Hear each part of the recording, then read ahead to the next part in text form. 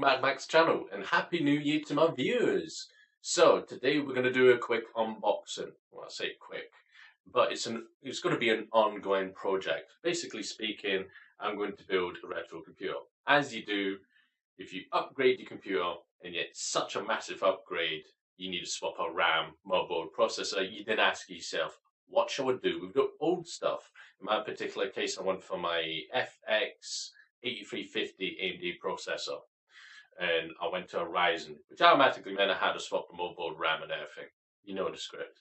So I said to myself, well, what shall I do with an old FX processor? Now, FX processor is perfectly fine to use for Windows 10. However, you know when you say to yourself, Windows 10 is just not really compatible with certain older games. Now, this would apply really for people round about my age category who want to play games from Windows XP. There's a lot of games that just simply do not work from Windows XP onto 7, and then from 7 up to 10. There's a whole load of games, glitches, compatibility issues that just don't simply run at all. So I've ordered myself from Amazon the cheapest full-size ATX case. I will point out it's only about 23 quid.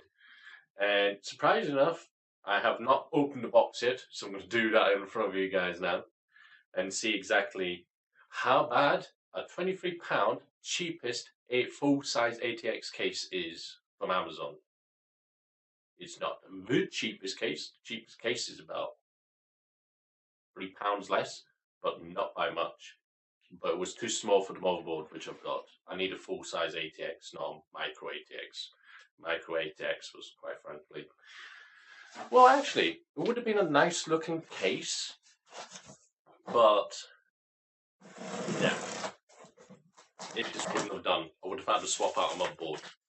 Now, I have been trying to get my hands on a case from early 2000s, but there's not a lot of them. Quite frankly, if you see a beige computer case, don't bin it, don't give it to the scrap metal guy, sell on eBay, you get a lot of money for them. They are actually asked for, wanted for. They are actually really hard to get hands on. So, box with the typical styrofoam, and it's bagged.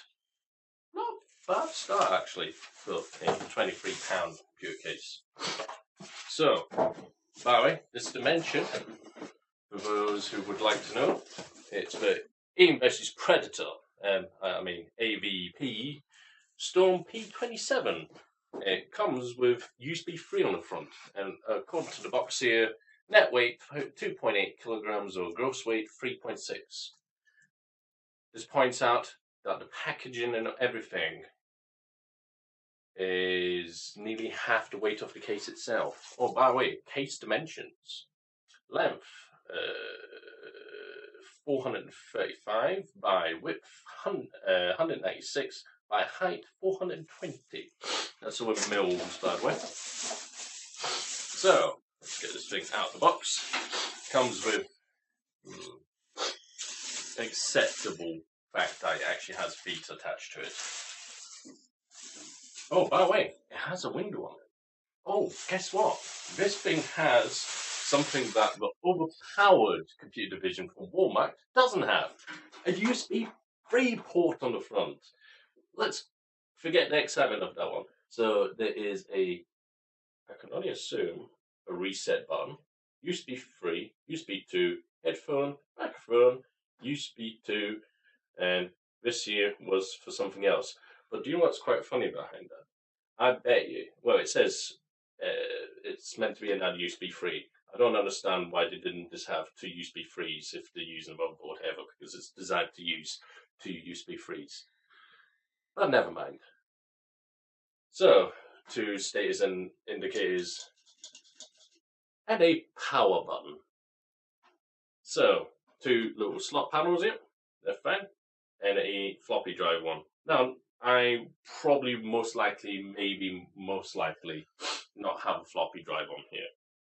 But I might have a card reader. Maybe.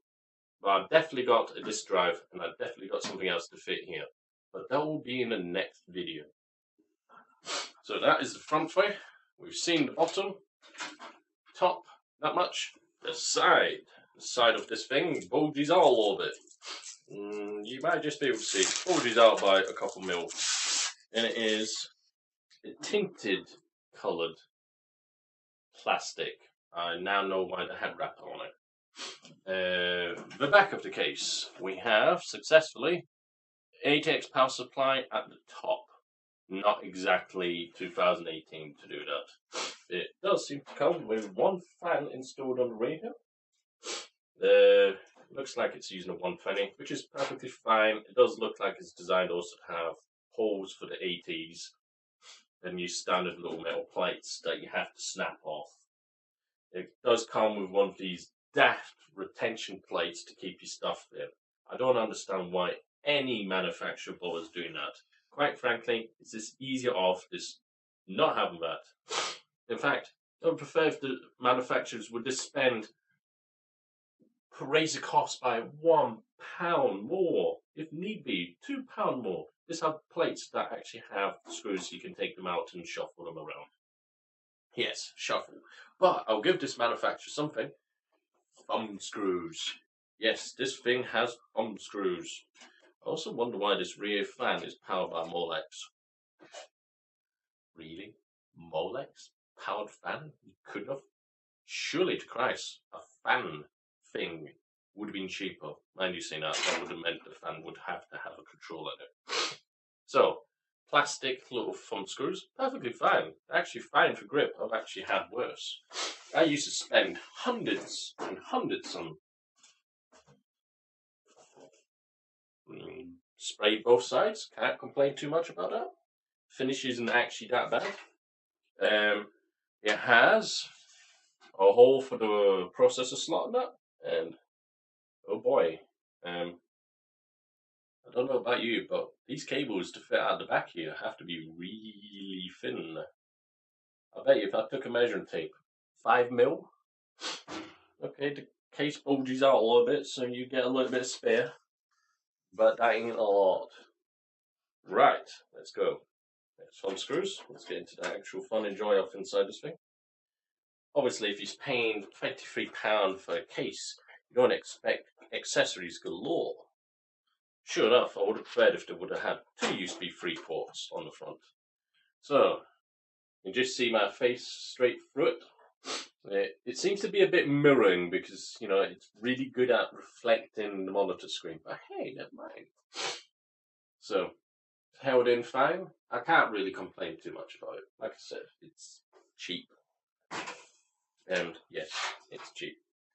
This gap here is not the biggest, but I have seen worse, and I've dealt with worse. Twisty little things. So I expect to see the usual. It used to be 2 header. It used to be 3-1, which makes absolutely no sense because, quite frankly, it's a full cable. It's going to 1 port only. Why? Why? Why couldn't have done 2 ports? Right, okay, so we have a bag of motherboard screws, which is actually quite handy because I seem to be a bit short on some. It's got 1 removable plate. Why? Why? I don't understand. Why do we do that? You've got 1 removable screw-on plate. But all the other ones are break-offs. Why? Right. Typical cable setups. We got power LEDs, the reset one, the front audio one, which is a HD audio one. Hard drive activity, don't care about those. USB 2 front ones, which are fine without the grounded shield cable on it. And obviously the questionable why is there only one on there. Inside the thing, obviously this is not modular. You're not going to do any particularly kind of fancy funny things with it. But I'll give them that. There was a couple of design choices that they picked. So the floppy drive and the light features here. I don't think you're going to see it, but you can. Awesome. So it is cheap material. I'll just point out I could bench press this all day long and I don't think mine will get tired. So you obviously have your 2 front plate here and the floppy one. The 2 front plate one switch, fine here. You could do something above it, but obviously on a plate if you really must. The floppy one, you have a mountain plate here, which does the 2 point whatever size. You could probably just about fit a SSD onto that in some kind of fashionable way. And so, strange enough, the handful of SSDs. This bottom box here, you can see, is for the hard drives. It's like the weirdest thing I've ever seen. It's like a strange afterthought. Oh yeah, people might still have mechanical hard drives. So they've got one here where you can fit 2 mechanical hard drives in. And right above it is a 2.5. Holy mother and God, we need more light. People, honestly, what the hell? Right, okay, I think we make it more obvious like this. So, so right above here, you might just see there's a little metal tab there. That there is where you can put an SSD on it. Well, your conventional hard drives there. Also, you might notice, for some crazy weird idea, you can also have a extra fan mounted here to cool something with an airflow from nowhere. And I say nowhere because obviously that's on the side of the case. The side of the case is solid. There is no ventilation for it. I will maybe at some point ask the manufacturer, wait a minute. You know when cases decide to have some special features that are quite unnecessary? What's these turn things for? That is normally for lockouts if you have a more expensive case where they lock it in. This is not a toolless case. This is not advertiser's tools. Hey, it's got the stems off. So, here is the no-name brand fan nut. Quite frankly, I'm not going to be using. No. I do love the fact it's stamped in metal, made in China. This here is a bit of a cuddle model case, quite frankly, but it's still going to be perfectly fine as long as I don't have, well, in fact, I think it'd be fine with any GPU length. Do you know why? This is actually a genius. You see, you have the main plate here. It stops around about that height.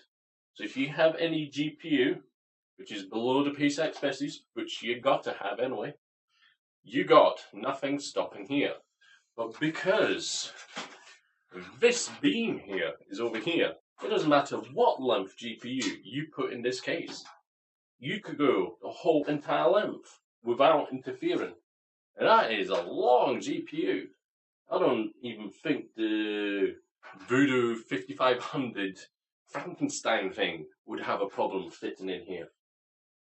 So on that note, I would say that's quite good. Right at the front, you might be able to just see with the mesh. Let's get the torch. There, you can see the mesh. It's actually fan filtered. It's got a filterless mesh on there. And it is actually sponge mesh. Non-removable, but hey, it's filtered. I'll give them that. It's not going to be the easiest thing of mounting a fan onto it, because I'm going to have to take off this really cheap plastic. It's typical 6 point. Yeah, 6 points. 6 points of plastic. So there's not a lot of through ventilation. There's this here, and then there's that out. By the way, what I'm putting into this is a 8350 AMD processor, which is 140 watts. And the graphic card for the retro division, because I'm installing Windows XP, but I'm also going to dual boot it, is 200. So I've got 350 watts of heat to be blown out by the power supply as well as the rear fan. In a case which only has one ventilation slot. Yeah, I think I'm going to underclock a couple of bits just to give myself a bit of headroom. And considering the bottom plate doesn't have anything, I might just drill a couple of holes and shove a fan on there too to blow some air. But that will be something for the next time. So yes, this here is the AVP Storm, which quite frankly, I could probably hang off my tongue. Literally. But you just can't complain really much about it. Sure, the USB 3-port scenario on the front is just like, what? Just why? But besides that, for £23, I can't really complain that much. There's going to be heights with processor cooling. I bet you'd be squeezing 15. The tinted side window, perfectly fine. It's cheap plastic, so don't scratch it. When you're building something, just put that panel somewhere really far away from anything that seems to have a pointy edge on it. There's questionable ideas of mounting hard drives, but only using 2 screws to hold it. So you wouldn't put anything which happens to be a 3.5. 3.5 cages, like, what? But besides that, I've not exactly had much worse cases, but I've had better. Vastly better. I used to spend silly amount of money on cases. Like the case I've got here is a Be Quiet 800 with nice side panels. In fact, it came with a spare plastics panel. But yeah, like I said, accessory bag is minimal. Does come with extra motherboard standoffs and something that people generally don't bother using, which is a PC speaker. But I'm going to attach it because I might not have that floppy noise going. I'm just going to have my beep instead because, you know, I'm building a computer for the early to mid 2000s. Well, in computer spec, Windows XP being, 2000 to 2010. So I'm going to build a late 2009, 2010 powered machine. Sure, the process is going to be a bit overkill. I'm going to have to underclock that because that there is going to suffocate the GBs of everything. So yes, on that note, I'd like to say thank you very much for watching. Hope you enjoyed this informational video about the cheapest full-size ATX. I have to point that out.